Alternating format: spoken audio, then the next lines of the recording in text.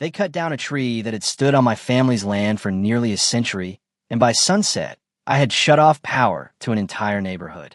Now, before you decide I was some bitter old man throwing a tantrum, hear me out, because if you had walked into my yard that evening and seen what I saw, you might have done something even worse.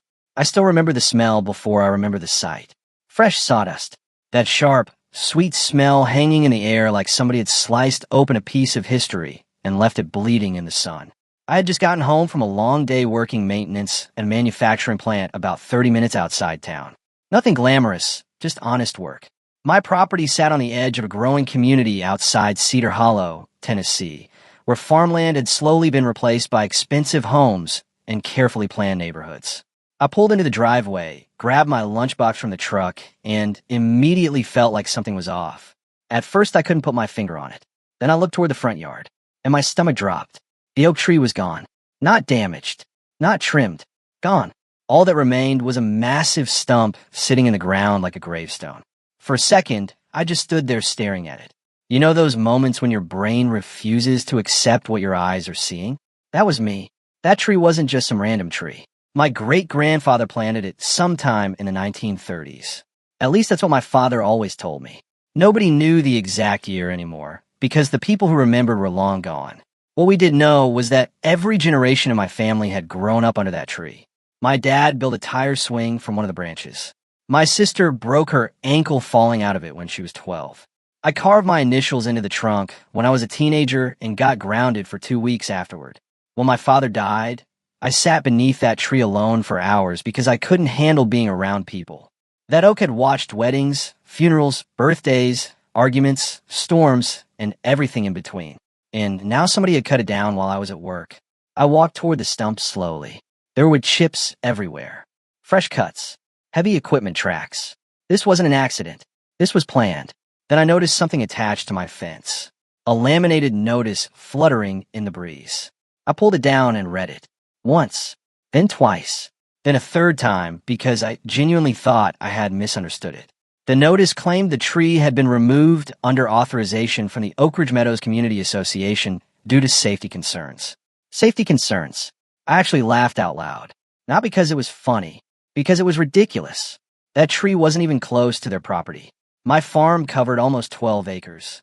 Their subdivision sat behind my northern property line, separated by fencing and open ground. The oak stood entirely on my land. There wasn't even room for debate. I looked toward the subdivision in the distance. Rows of identical houses, perfect lawns, matching mailboxes, the kind of place where somebody would probably file a complaint if a flower bloomed the wrong color. For years, there had been tension between me and the homeowners association. Nothing dramatic, just little things. Letters about my tractor being visible from certain properties.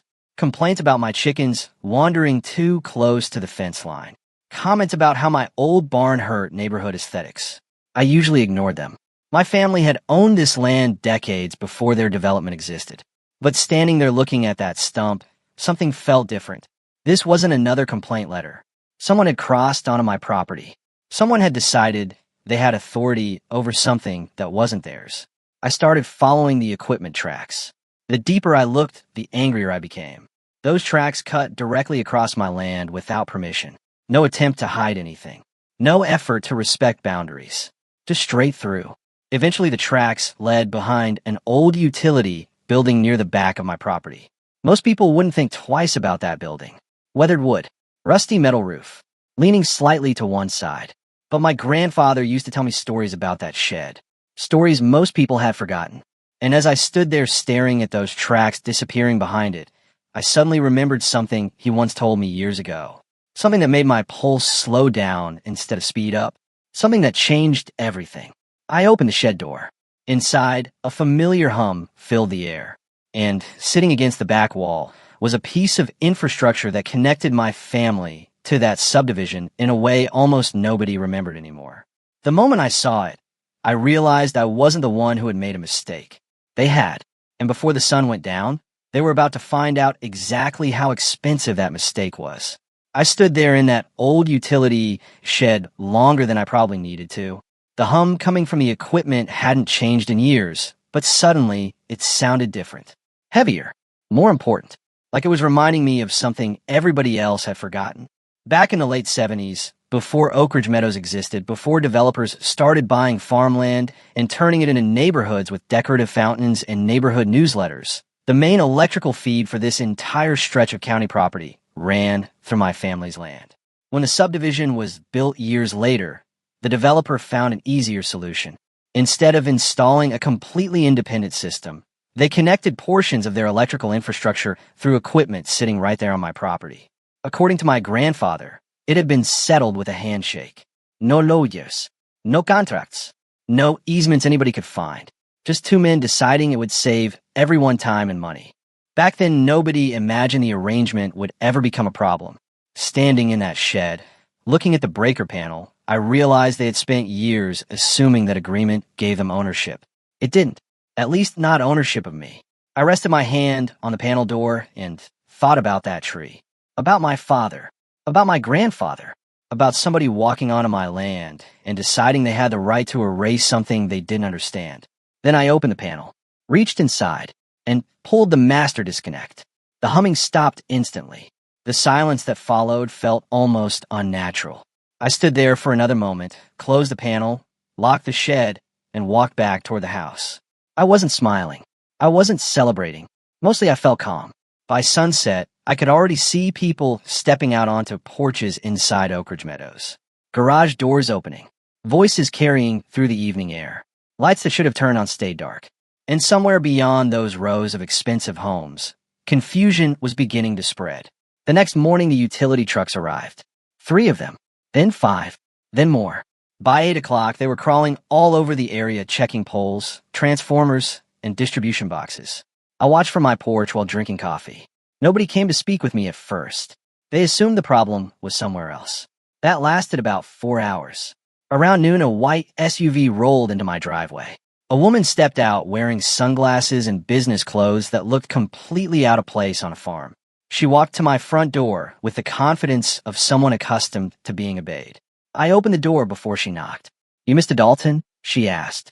"I am. I'm Rebecca Crane. I'm legal counsel for Oak Ridge Meadows Community Association." That got my attention, not because of what she said, because of how fast lawyers have become involved. "We need immediate access to the utility structure on your property." I leaned against the door frame. "Do you? There's an ongoing outage affecting over 100 residences." "That's unfortunate." Her jaw tightened slightly. "Sir, this situation is serious." I nodded. So it was cutting down my tree. For the first time, she hesitated. Just a fraction. Enough for me to notice. "I'm not familiar with that situation." "Funny," I said. "Your clients seemed very familiar with my property when they sent a crew across it." She looked toward the backyard, then back at me. "We're prepared to discuss any concerns once service is restored." I couldn't help laughing. That one almost impressed me. The assumption buried inside the statement. Fix their problem first. Maybe discuss mine later. Maybe. I shook my head. "No." Her expression hardened. "You're interfering with critical infrastructure." "No, Irabia." "I'm controlling access to equipment located on my property." We stared at each other for a few seconds. Then I gently closed the door. The conversation was over. By evening, generators began appearing throughout the subdivision. Huge industrial units, the kind normally used at construction sites. The noise carried for miles. Constant, relentless. A mechanical growl that never stopped. Day 2 was worse. The generators kept running. Residents started getting angry. Not at me. Not yet. At first, they blamed the utility company. Then they blamed county officials. Then rumors started spreading. Small-town rumors move faster than internet rumors because people can look each other in the eye while sharing them. By the time I stopped at Miller's Diner for breakfast the next morning, half the county had heard some version of the story. Most of the versions weren't accurate. A few were downright hilarious. One man claimed I'd hacked the power grid. Another insisted federal investigators were involved. I just drank my coffee and listened. Sometimes silence is the best way to let a story grow legs. That afternoon, I noticed something interesting. People from the subdivision had started walking near the fence line. Not crossing it, just looking, trying to figure me out, trying to decide whether I was a villain or a victim. One older man finally called out from across the fence. "You really going to keep this going?" I took a sip of coffee. "You really going to keep letting them make decisions for you?" That ended the conversation. Later that evening, I met the woman who had started all of this. Not Rebecca, the HOA president. Her name was Linda Mercer. She marched to my driveway like she owned it. Perfect hair, perfect clothes, perfect posture. The kind of person who always looked like she had just stepped out of a magazine article about successful community leadership. She stopped in front of me. You've made your point. I almost smiled. My point: restore power. No greeting. No apology. No acknowledgement of the tree. Just a demand. I looked at her for several seconds, then pulled out my phone. I opened a picture I'd taken of the stump. Fresh wood. Fresh scars. Fresh evidence. I held it up. She barely glanced at it. The tree represented a hazard. According to who? Our landscape committee. I laughed. Our landscape committee. Several residents expressed concerns about a tree on land they don't own. It was diseased. That was new. A disease nobody had mentioned before. Convenient. Did an arborist inspect it? She didn't answer immediately. That told me everything. Did one? No. There it was. The truth slipping through the cracks. I lowered the phone. Then you cut down a healthy tree on private property because somebody didn't like looking at it. Her face reddened. You're being unreasonable.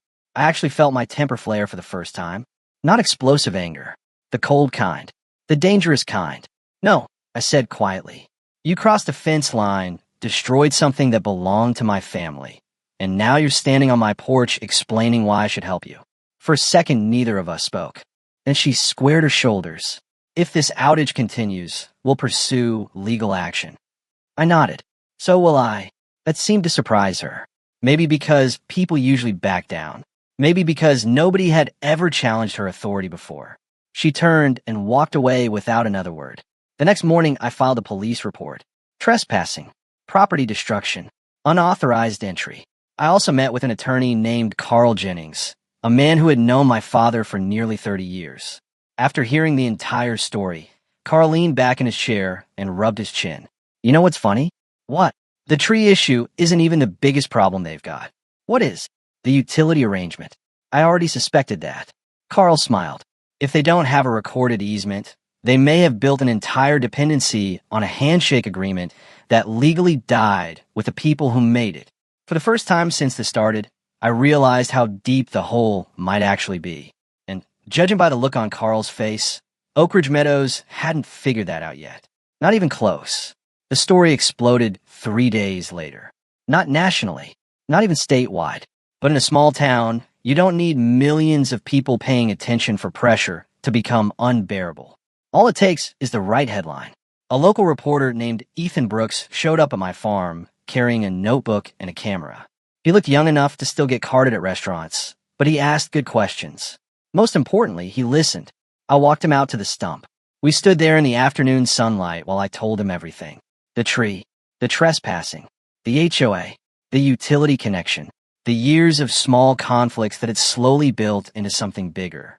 I didn't exaggerate. I didn't need to. The facts were dramatic enough. 2 days later, the article ran, and suddenly Oak Ridge Meadows had a problem that generators couldn't solve. Residents started asking questions. Questions board members couldn't answer. Why was a crew sent on a private property? Who approved it? Was the tree actually dangerous? Did the association have legal authority? What happened if the lawsuit succeeded? The cracks started showing almost immediately. People who had spent years trusting the board began realizing they might have been led by people who confused authority with ownership. Every day, I saw little signs of it. Groups talking near mailboxes, arguments in driveways, residents gathering outside board meetings. One afternoon, a woman approached the fence separating my property from the subdivision. She looked exhausted, not angry, just tired. The kind of tired that comes from dealing with a problem you never asked for. My name's Sarah, she said. I nodded. She glanced toward the stump. I wanted to tell you, a lot of us are sorry. For a moment, neither of us said anything. Then I asked, were you involved? She shook her head immediately. No, most of us had no idea they were planning any of this. I believed her. There was something genuine in her voice. Something human. And that mattered. Because up until then, it had been easy to think of Oak Ridge Meadows as one giant enemy. The truth was more complicated. Most of the residents were just people trying to live their lives. The board had made the decisions. Everyone else was paying the price. A week later, Linda Mercer came back. This time she looked different. Not defeated, but worn down. The confidence was still there, just thinner somehow. Like reality had finally started pushing back. We stood on my porch again. Same place. Same view. Very different conversation. "We want to settle this," she said. I stayed quiet. "We'll pay for the tree." I looked at her. "You can't." "We'll plant a mature replacement." "You can't." "We'll compensate you financially." I slowly shook my head. The frustration returned to her face. "What do you want?" For a moment, I looked past her toward the subdivision. The generators were still running. Their constant growl had become part of the landscape. A reminder. A consequence. Then I looked back at her. "I want your power system off my property." The silence that followed lasted several seconds. Long enough for her expression to change. Because she understood immediately. That wasn't a settlement. That was a separation. A permanent one. "Do you realize what that would cost?" "Probably. It'll take months." "Probably. That's unreasonable." I almost laughed. Unreasonable. That word again. Funny how it always appeared when somebody else's actions created consequences for themselves. "No," I said. "Walking onto my land and cutting down a 100-year-old tree was unreasonable." She didn't have an answer for that. Not a real one. Finally, she asked, "If we begin the process, will you cooperate?" I thought about it, then nodded. "Start the permits. Hire the contractors. Show me actual progress." She studied my face, looking for a bluff. There wasn't one. Eventually, she left, and a few weeks later, the digging began. Massive trenches appeared around the outskirts of Oak Ridge Meadows. Construction crews worked 6 days a week. Engineers came and went. Inspectors showed up. Surveyors marked routes. For 6 months, the neighborhood lived with generators. 6 months of noise. 6 months of inconvenience. 6 months of being reminded that actions have consequences. Meanwhile, the legal case moved forward. There were negotiations, settlement discussions. Insurance companies got involved. Lawyers exchanged documents by the truckload. Eventually, agreements were reached. The details stayed private. Honestly, the money stopped mattering after a while. The real victory wasn't financial. It was making sure nobody ever assumed they could treat my property like it belonged to them again. When the new electrical system finally went online, the entire subdivision disconnected from my land permanently. No more shared infrastructure. No more handshake agreements. No more confusion. Just a clean break. A few days later, I walked back to the utility shed one last time. The same shed where all of this had started. The same breaker panel. The same silence. I rested my hand on the metal door and stood there for a while, thinking about my father, thinking about my grandfather, thinking about how strange life can be sometimes. One decision leads to another. One moment changes everything. Then I switched the old system back on. Not because anybody needed it anymore. They didn't. The new lines handled everything. I did it because I wanted the story to end where it began. On my terms. As for the tree, people ask me about that all the time. Most assume I planted another oak. I didn't. You can't replace something like that. A replacement tree might look similar. It might grow in the same spot, but it wouldn't carry the same memories, the same history, the same fingerprints of generations. Instead, I hired an old craftsman named Walter Reed, a man who had spent nearly 50 years working with wood. Together, we salvaged what remained of the trunk. Months later, he delivered a bench. Simple, strong, beautiful. You could still see the grain patterns, the growth rings, the scars from decades of weather. Every line told a story. I placed that bench right along the property line facing Oak Ridge Meadows.